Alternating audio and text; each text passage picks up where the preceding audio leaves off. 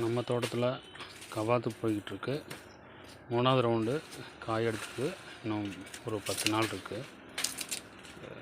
அதனால் இப்போது த்ரிப்ஸ் அட்டாக்கும் தண்டுவலப்பானுடைய ஆக்கிரமமும் இனி வருங்காலங்களில் கூடுதலாக வருங்கிறதுனால நம்ம தோட்டத்தில் இப்போ கம்ப்ளீட்டாக கவாத்து எடுக்கிறோம். இது மட்டும் காரணம் இல்லை, நீ எடுத்து செடியை சுற்றிலும் உரம் போடணும்.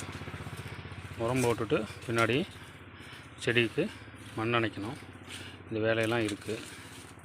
ஸோ அதனால தான் இப்போது நம்ம தோட்டத்தில் கவாத்து எடுத்துகிட்ருக்கோம். நீங்கள் பாருங்கள், அதான் உங்களுக்கு தெரியும்.